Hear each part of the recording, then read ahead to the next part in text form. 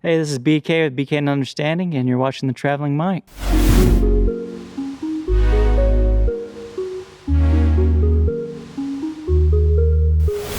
Oh gosh, when I was a teenager, I started. Actually, before it started when I was a preteen. I grew up liking music, but as a kid, it was just whatever my parents listened to. So that would have been like George Strait and country music, and then a little bit of pop music that I would get mostly through like MTV and stuff. Um, but then in junior high, started getting into music. Um, Sixth grade, I listened to some R&B stuff because that was new, and a lot of the girls I liked at the time were listening to some R&B stuff. So I listened to that for a while, but then someone introduced me to Green Day Dookie, and that's what turned me on to rock music. So that turned me on to there, and I got my first guitar shortly after that from my grandfather.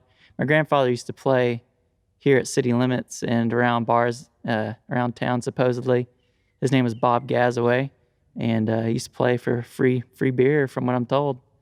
So I guess he's the one who gave me my first guitar, and that's kind of what took me down there.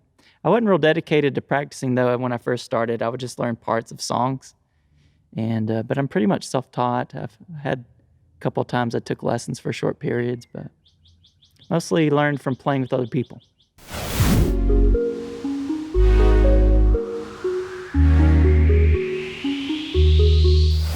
Oh, You're the One I Adore. Okay, so I used to actually be a musician at a church, and that the original version of that song has slightly different lyrics. So it says, "Lord, I want you more and more." So I used to sing that at church, but I love that song so much. When I started BK and Understanding, I was like, I don't want to scrap that song, because BK and Understanding is not a worship band. It's not Christian music. It's just music. Especially the next album, we're going to get into rock music. That's what we want to do, is rock music, all different types of that. So, but I wanted that song to carry on because it was so good. So I just translated it to focus on, those just really dear relationships, romantic relationships. But when you fall in love with someone, because that's got spiritual symbolism to it anyway. And so I just translated it so I could play anywhere at a bar, not just churches.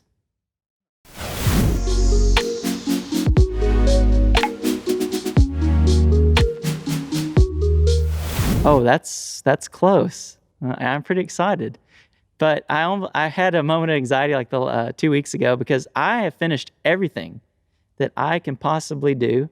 All the drum tracks are done. No, they should be done now. There was one more Paul Rugg was doing for me, but that should be done now. But all we're waiting on is my guitar player. I have to meet with him, and he's so busy right now with his job that it's usually once a week. So we're wrapping up his parts, and then all that will be left will be mixing and mastering. And I've gotten my pre-mixes as perfect as I could, so the mixing won't take long, but really just needs mastering after that. And then as soon as it's done mastered, that's when I'll set a publishing date and announce it. But it's called Basal Keystones. And so I'm pretty excited about it. The first one, Beginning Kernels, I'll go ahead and mention that. Those were acoustic songs, and the two I played tonight are on there. That came about as I was working on Basal Keystones. And so I went ahead and released that, but those are really just acoustic demos. And You're the One I Adore and Ivan the Terrible turned out the best, so I've promoted those songs the most.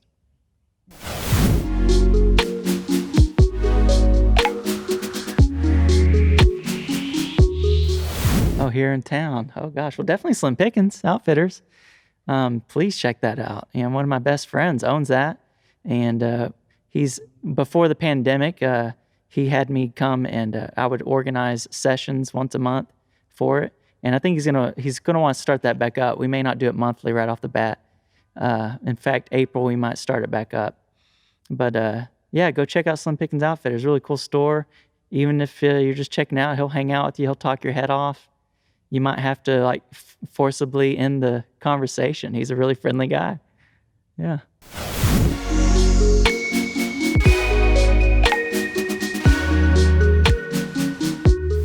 Okay, Ivan the Terrible was based, unfortunately, on a true story.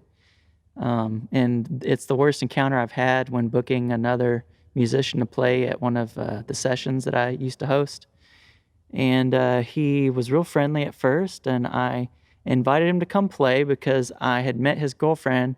A sorority had asked me to come play worship music for them a few years before. So I met him through her. And then at the show, me being friendly, talking to her, apparently upset him and made him jealous.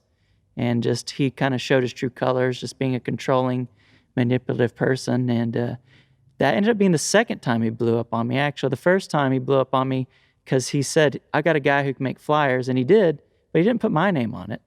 He just put his name on it.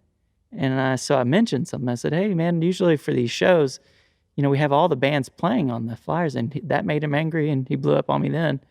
And then the second time was me talking to his girlfriend. He thought I was hitting on her and accused me of all sorts of stuff. So Ivan the Terrible is inspired, sadly, on a true story about someone being a terrible person.